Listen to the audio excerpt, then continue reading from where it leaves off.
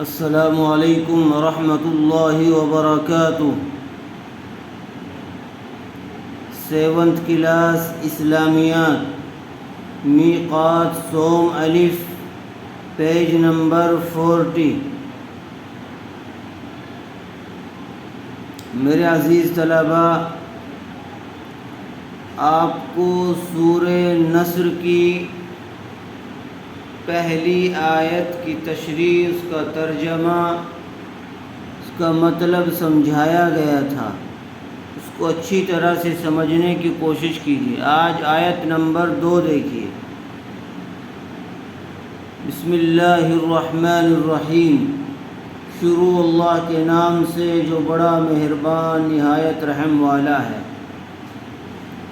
وَرَأَيْتَ النَّاسَ يَدْخُلُونَ فِي دِينِ اللَّهِ أَفْوَاجًا، اور آپ لوگوں کو اللہ کے دین میں جوق در جوق داخل ہوتے ہوئے دیکھ لیں۔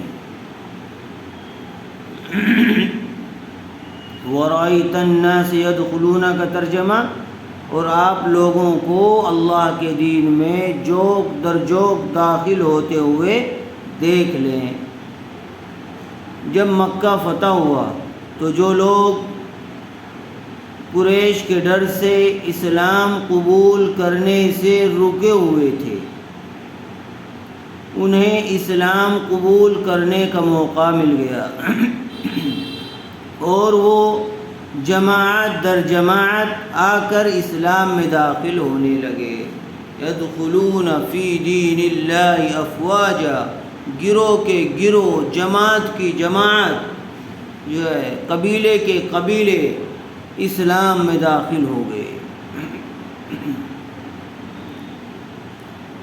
فسبح بحمد ربک واستغفر انہ کان توابا۔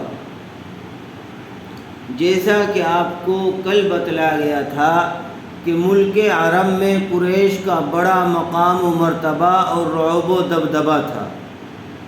عرب کے کچھ لوگ اسلام تو قبول کرنا چاہتے تھے، لیکن قریش کی مخالفت اور ان کے ڈر کی وجہ سے ہمت نہیں کر رہے تھے کہ اسلام قبول کر لیں، قریش کی مخالفت مول لیتے ہوئے۔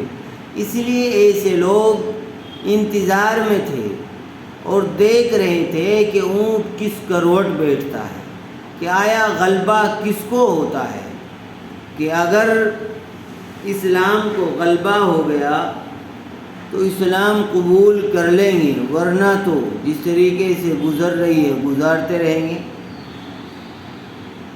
تو اللہ تعالیٰ نے سورہ نصر کے ذریعے سے مسلمانوں کو ایک پیشین گوئی دی تھی، ایک تسلی دی تھی کہ جلد ہی ایسا وقت آنے والا ہے کہ اسلام غالب ہوگا اور آپ لوگوں کو جوق در جوق، قبیلے در قبائل اسلام میں داخل ہوتے ہوئے دیکھیں گے۔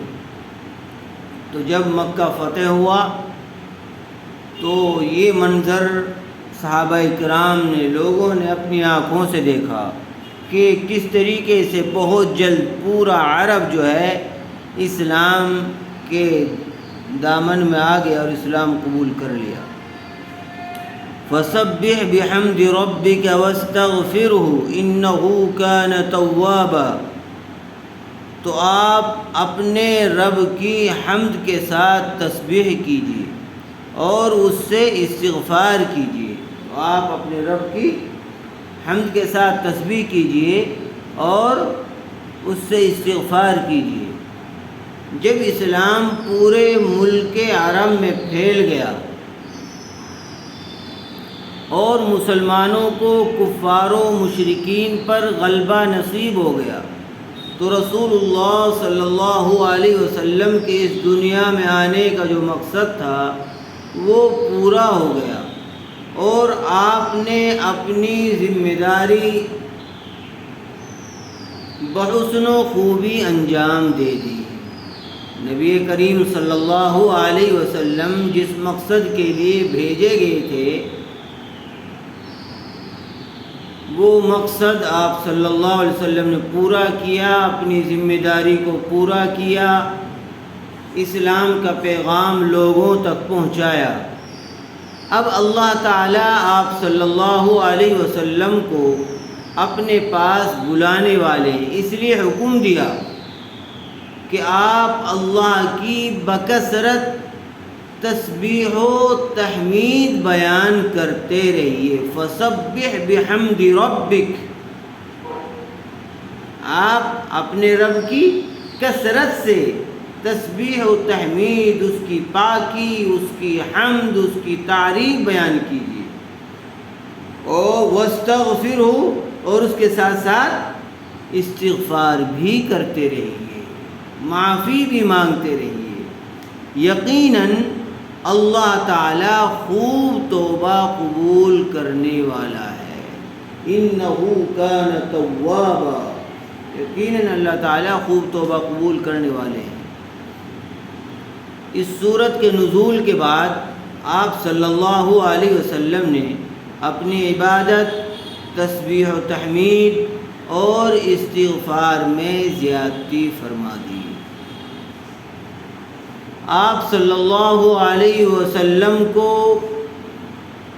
تسبیح و تحمید اور استغفار کا حکم دینا دراصل آپ کی امت کو اس کی تلقین اور تاکید کرنا ہے کہ جب نبی کو، جو کہ معصوم ہوتا ہے، ان باتوں کا حکم دیا جا رہا ہے تو امت کو بدرجائے اولا ان چیزوں کا اہتمام کرنا چاہیے کہ ایک نبی کی تو